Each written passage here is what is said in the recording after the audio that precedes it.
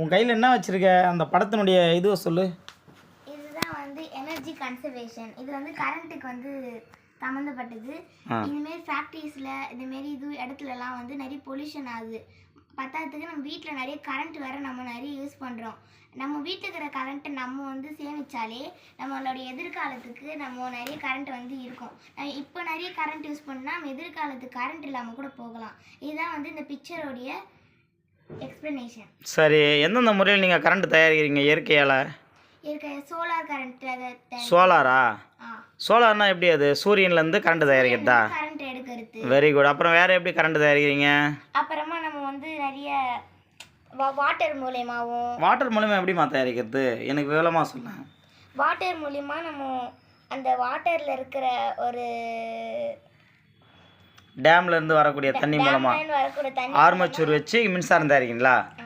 Okay, very good. அப்புறம் அடுத்த இது காற்றாலையா? காற்றாலை மூலமாகவும் நம்ம கரண்ட் வந்து காற்றாலைனா காற்று அதிகமாக இருக்க இடத்துல காற்றாலை வச்சு கரண்ட் தயாரிக்கிறீங்களா?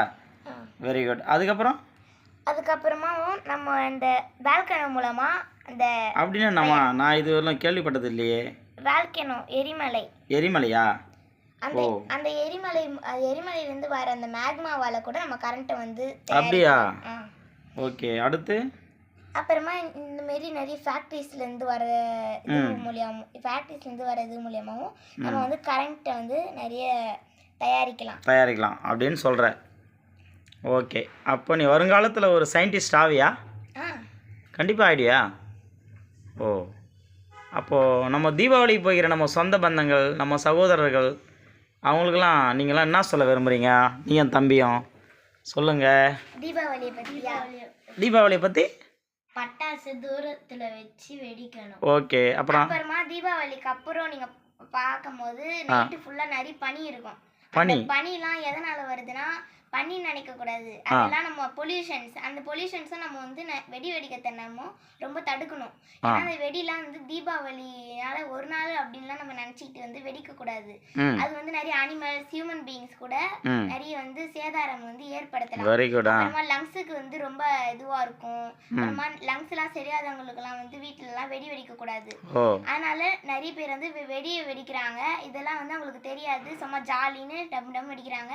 அது மட்டும் இல்லாமல் நம்மளோட காசும் வந்து வேஸ்ட் ஆகுது. சரி, அப்போ நீங்கள் தீபாவளிக்கு உங்கள் அப்பா கிட்ட வெடி கேட்பீங்களா கேட்க மாட்டீங்களா? கேட்க மாட்டீங்க. ஏன் கேட்க மாட்டீங்க? இது மாதிரி சுகாதார சூழ்நிலையை காப்பாற்றணுன்றதுக்காக கேட்க மாட்டீங்களா? Very good. அப்போ உங்களுக்கு வெடிக்கணும்னு ஆசை இல்லையா? பரவாயில்லையே. உண்மையாக சொல்கிறீங்களா வீடியோக்காக சொல்கிறீங்களா?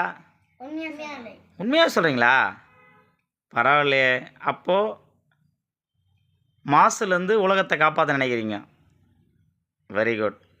இந்த மாசு மட்டும் இல்லாம நம்ம இந்த கார்ல இருந்து பெட்ரோல் போடுறோம், அது வழியா புகை கிளம்புது, அந்த மாசு. இந்த பைக் ஓட்டுறோம், சரி.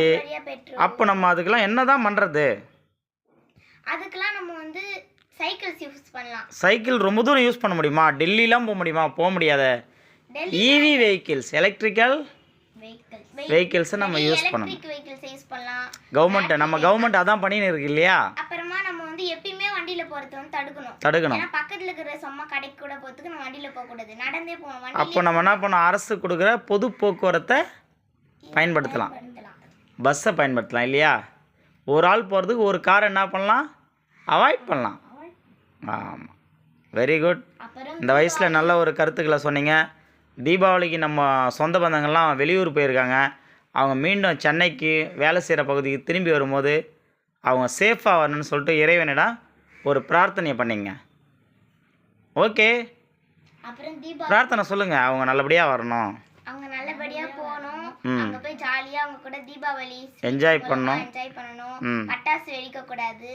அப்புறமா அவங்க நல்லபடியாக வீட்டுக்கும் வரணும். பட்டாசு வெடிக்காம இருந்தால் எப்படி பட்டாசு தயாரிக்கிற தொழிலாளர்கள்லாம் எப்படி வாழ்வாங்க?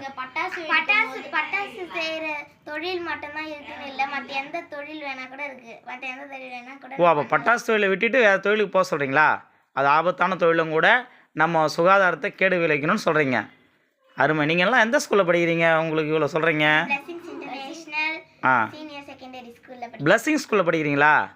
வெரி குட்மா, வெரி குட். அப்புறம் பட்டாசு வெடிக்கும் போது நீங்க பக்கத்துல தண்ணியும் மண்ணும் வெச்சுக்கணும். ஏமா தண்ணியும் மண்ணும் வைக்கணும்? நம்ம பட்டாசு வெடிக்கும் போது அது ஃபயர் ஆக கூட வாய்ப்பு இருக்கு. திடீர்னு நம்ம தண்ணி ஊத்தும் போது தண்ணி வந்து அது வந்து நெருப்புக்கு இதுவா இருக்கும். தண்ணியில் ஆல்ரெடி ஆக்சிஜன் இருக்குது. ஆக்சிஜன் இருக்கு. அதனால் தண்ணி ஊற்றும் போது அந்த ஆக்சிஜன் கூட எரியும் போது அதிகமாக எரியும் இல்லையா? நம்ம மண்ணை போட்டுருன்னா சரி, நீங்களாம் பெருசானா என்ன பண்ணலான்னு ஆசையாக இருக்கீங்க? உங்களுடைய ஆம்பிஷன்? டாக்டர் ஆகணும். 2 பேருமே டாக்டர் படிக்கணுமா? அப்போ நீங்கள் நீட்டில் பாஸ் பண்ணணுமே, அது இன்னும் நிறைய படிக்கணும். வாழ்த்துக்கள். ஓகே, தீபாவளி நல்வாழ்த்துக்கள்.